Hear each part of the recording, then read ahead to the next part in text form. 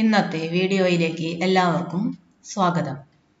ഇന്ന് കേരള PSCയുടെ അപേക്ഷ സമർപ്പിക്കേണ്ടത് എങ്ങനെ എന്നുള്ളതിനെ കുറിച്ചുള്ള വീഡിയോ ആണ് ചെയ്യുന്നത്.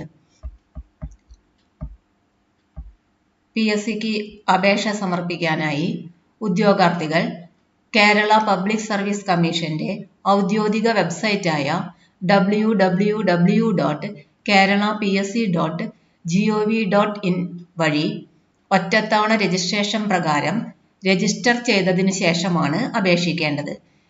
രജിസ്റ്റർ ചെയ്തിട്ടുള്ള ഉദ്യോഗാർത്ഥികൾ അവരുടെ യൂസർ ഐഡിയും പാസ്വേഡും ഉപയോഗിച്ച് ലോഗിൻ ചെയ്ത ശേഷം സ്വന്തം പ്രൊഫൈലിലൂടെ അപേക്ഷിക്കേണ്ടതാണ്. ഓരോ തസ്തികയ്ക്ക് അപേക്ഷിക്കുമ്പോഴും പ്രസ്തുത തസ്തികയോടൊപ്പം കാണുന്ന നോട്ടിഫിക്കേഷൻ ലിങ്കിലെ അപ്ലൈ നൗവിൽ മാത്രം ക്ലിക്ക് ചെയ്യേണ്ടതാണ്.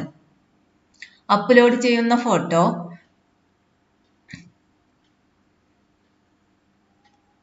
(31/12/2010) ശേഷം എടുത്തതായിരിക്കണം. ഫോട്ടോയുടെ താഴെ ഉദ്യോഗാർത്ഥിയുടെ പേരും ഫോട്ടോ എടുത്ത തീയതിയും വ്യക്തമായി രേഖപ്പെടുത്തിയിട്ടുണ്ടായിരിക്കണം. നിശ്ചിത മാനദണ്ഡങ്ങൾ പാലിച്ചുകൊണ്ട് അപ്ലോഡ് ചെയ്ത ഫോട്ടോയ്ക്ക് അപ്ലോഡ് ചെയ്ത തീയതി മുതൽ 10 വർഷക്കാലത്തേക്ക് പ്രാബല്യമുണ്ടായിരിക്കുന്നതാണ്. ഫോട്ടോ സംബന്ധിച്ച മറ്റു നിബന്ധനകൾക്കൊന്നും തന്നെ മാറ്റമില്ല. അപേക്ഷാ ഫീസ് നൽകേണ്ടതില്ല. രജിസ്ട്രേഷൻ കാർഡ് ലിങ്കിൽ ക്ലിക്ക് ചെയ്ത് അപേക്ഷയുടെ പ്രിന്റൌട്ട് എടുത്ത് സൂക്ഷിക്കേണ്ടതാണ്. പാസ്വേഡ് രഹസ്യമായി സൂക്ഷിക്കേണ്ടതും വ്യക്തിഗത വിവരങ്ങൾ ശരിയാണെന്ന് ഉറപ്പുവരുത്തേണ്ടതും ഉദ്യോഗാർത്ഥിയുടെ ചുമതലയാണ്. ഓരോ തസ്തികയ്ക്ക് അപേക്ഷിക്കുന്നതിനു മുൻപും തന്റെ പ്രൊഫൈലിൽ ഉൾക്കൊള്ളിച്ചിരിക്കുന്ന വിവരങ്ങൾ ശരിയാണെന്ന് ഉദ്യോഗാർത്ഥി ഉറപ്പുവരുത്തേണ്ടതാണ്.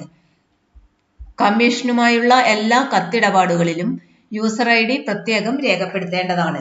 കമ്മീഷനു മുമ്പാകെ ഒരിക്കൽ സമർപ്പിച്ചിട്ടുള്ള അപേക്ഷ സ്വാഭാവികമായി സ്വീകരിക്കപ്പെടുന്നതാണ്.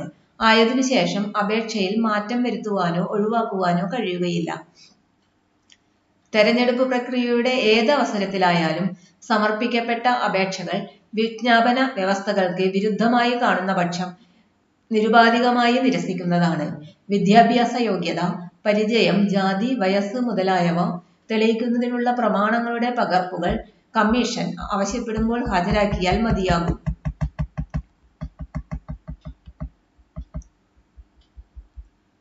ഇന്നത്തെ വീഡിയോയുടെ അവസാനിക്കുന്നു. ചാനൽ തുടർന്നും ലഭിക്കാനായി ചാനൽ സബ്സ്ക്രൈബ് ചെയ്യുക, ലൈക്ക് ചെയ്യുക, ഷെയർ ചെയ്യുക. എല്ലാവർക്കും നന്ദി.